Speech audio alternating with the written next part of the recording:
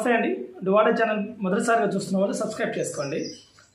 జనరల్గా గత వీడియోలో ఒక తూకిగా చెప్పిన మహిళలకు సంబంధించి టీఎస్పీఎస్సీ అనుసరించే వర్టికల్ హారిజంటల్ రిజర్వేషన్ ఏంటి అన్నప్పుడు ఆ భర్తీ విధానం చెప్పినా, ఇంకా కొంతమంది ఏంటంటే మీరు సగం సగమే చెప్తారు, మొత్తం పూర్తిగా చెప్పండి అని అంటారు. అయితే భారతదేశంలో రిజర్వేషన్లు అనేవి ప్రధానంగా రెండు రకాలు.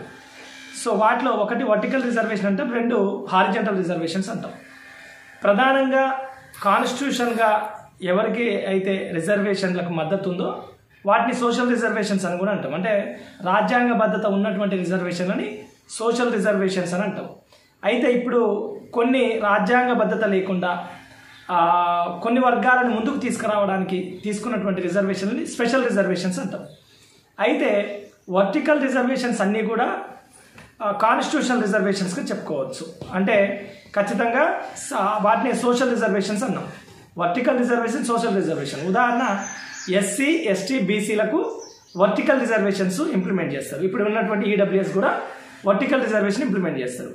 ఓపెన్ కోటాలో వీళ్ళు సెలెక్ట్ అయినప్పటికీ వీళ్ళకి కేటాయించినటువంటి రిజర్వేషన్ కోటాలో మళ్ళీ వీళ్ళని స్పెషల్గా తీసుకుంటారు.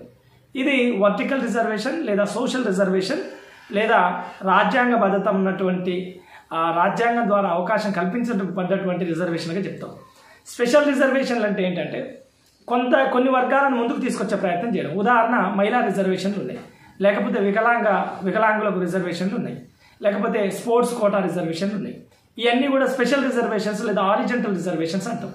అయితే ఓపెన్లో సెలెక్ట్ అయినటువంటి ఉమెన్ ఉందని అనుకుందాం. ఈ హారిజంటల్ రిజర్వేషన్లో ఏం చేస్తారంటే ఈమెని ఓపెన్లో సెలెక్ట్ అయినటువంటి క్యాండిడేట్గా చూపించారు, తీసుకొచ్చి ఫస్ట్ ఉమెన్ రిజర్వేషన్ని భర్తీ చేస్తారు. ఒకవేళ ఉమెన్ రిజర్వేషన్ ఫిల్ అయిపోయిన తర్వాత మిగిలిన అభ్యర్థులు మాత్రమే ఓపెన్లో సెలెక్ట్ అయినటువంటి ఉమెన్లుగా చూపిస్తారు. ఓకేనా? సో ఇది హారిజంటల్ రిజర్వేషన్. ఒకవేళ వర్టికల్ కాక వీళ్ళకి ఇస్తే ఓపెన్లో భర్తీ అయినటువంటి ఉమెన్ని వదిలేసి ఆమెను ఓపెన్ క్యాండిడేట్గానే చూసేసి ఉమెన్ని ఇక్కడ ఇచ్చినటువంటి రిజర్వేషన్లో ఉమెన్ రిజర్వేషన్లో భర్తీ చేయాలి. అప్పుడు ఓపెన్లో ఉమెన్ సెలెక్ట్ అవుతారు కొంతమందికి మళ్ళీ ఇక్కడ ఉన్నటువంటి ఉమెన్ రిజర్వేషన్ కూడా వెసులుబాటు వస్తుంది. సో అప్పుడు ఏమవుతుంది, ఎక్కువ మంది ఉమెన్స్ సెలెక్ట్ కావడానికి అవకాశం ఉంది. ఇది ప్రధానమైనటువంటి హారిజంటల్ వర్టికల్కి ఉన్నటువంటి డిఫరెంట్. భారతదేశంలో స్పెషల్ రిజర్వేషన్స్ లేదా హారిజంటల్ రిజర్వేషన్స్ అనేవి పర్టికులర్గా మహిళలకు లేదా వికలాంగులకు, స్పోర్ట్స్ కోటా వారికి, ఇలా రాజ్యాంగబద్ధత లేనటువంటి వాళ్ళకి కేటాయిస్తుంది. వీటికి ఒక 2-3 కేసులు కూడా ఉన్నాయి. సో ఇదంతా కూడా ఒక గతంలో సుప్రీం జడ్జిమెంట్స్ ఉన్నాయి కాబట్టి డెఫినెట్లీ ఆ ఓరియంటేషన్ ఇవ్వాల్సినటువంటి అవసరం ఉంటుంది. ఇది మన టీఎస్పీఎస్సీ కూడా. సో కొంతమంది నేను డైరెక్ట్గా ఇది చెప్పడం వల్ల ఓన్లీ మహిళలకే చెప్పడం వల్ల మళ్ళీ ఒకసారి క్లారిటీకి ఇవ్వండి అని చెప్తారు. ఓకేనా? సో రిజర్వేషన్స్ భారత్లో 2 రకాలు, horizontal reservations, vertical reservations. Vertical రిజర్వేషన్స్కు రాజ్యాంగబద్ధత ఉంటుంది, హారిజంటల్ రిజర్వేషన్స్కు రాజ్యాంగబద్ధత ఉండదు.